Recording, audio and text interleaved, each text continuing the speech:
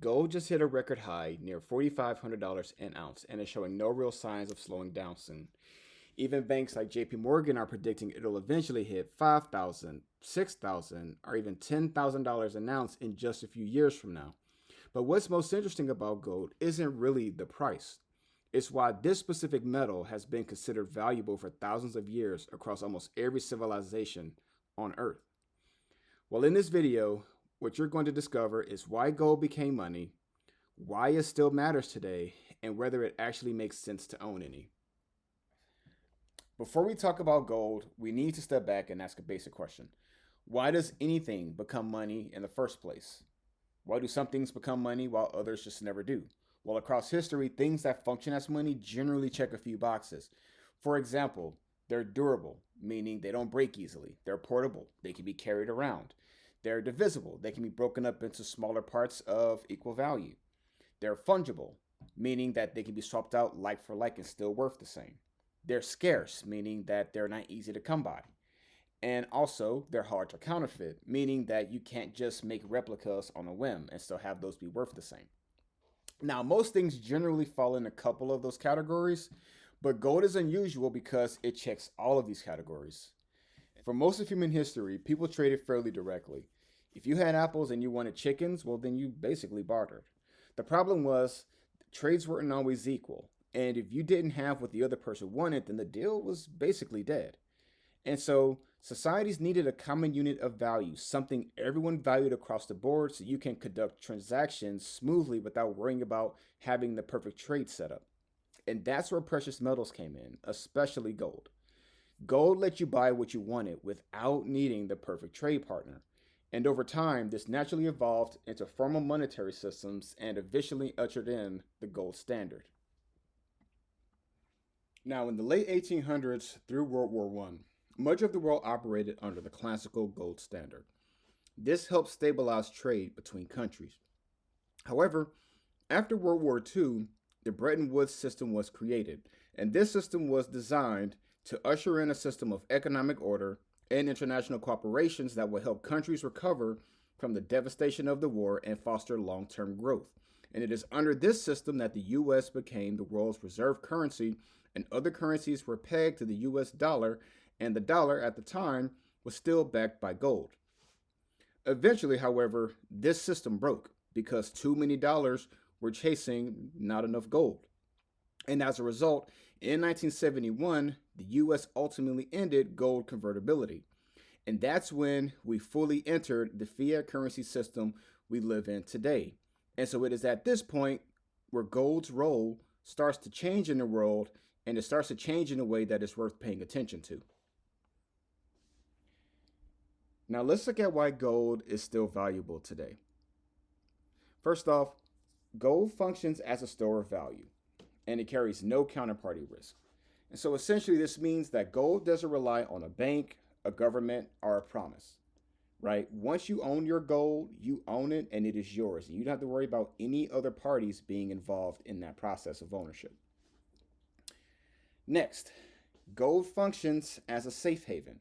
So during uncertainty, say for example, periods of inflation, geopolitical tension, financial stress, people tend to move towards gold because it functions as a means to help preserve their wealth in times of uncertainty. Next, central bank demand. So this is a huge driver of gold prices right now. So central banks, in essence, have been buying more gold to help diversify their reserves and reduce reliance on any single currency. For example, you can see what happened between the US and Russia when Russia's assets got frozen, right? And all of a sudden they couldn't access their dollar reserves. And so as a result, they had to turn towards gold. And now, finally, portfolio diversification.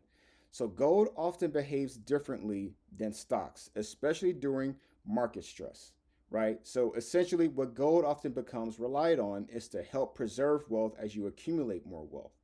And so over time, as people continue to increase their assets, they tend to allocate more in gold in order to be able to preserve their wealth, say in the event of a future economic crisis or something of the effect. So, should you own gold? This is the big question. Well, in my view, this really depends on your goal. If you want stability and insurance against systemic risk, a small allocation can make a lot of sense. Now, if you want maximum long term growth, however, then gold usually isn't the main driver because it doesn't produce cash flow, so there are no earnings to reinvest. So, in my view, gold works best when you're clear on why you're holding it and letting that guide your investment strategy. And now, if you want to own gold, there are a few ways to do so. First is the classical way with physical gold. A big pro here is that you have direct ownership. You can hold it, you can touch it, look at it, put it away, and you know it's accounted for. However, the con to consider is that you do have to worry about storage, you do have to worry about security, making sure it's safe, and you do have to worry about liquidity and making sure that you can sell it properly if that time ever comes. Gold ETFs is the second way, for example, like GLD.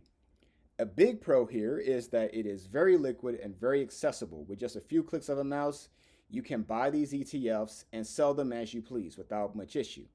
However, there are fees associated with these ETFs, and you do have some counterparty risks to worry about here. For example, if the ETF were to blow up for some random reason, it could take your investment with it. Even though it's small, the risk does exist. And then finally, mining stocks. A big pro here is that it allows you to leverage gold prices. So, in other words, mining stocks often go up when gold goes up because the gold they produce becomes more valuable. However, a big con to consider is that business and operational risk is very present in these mining companies.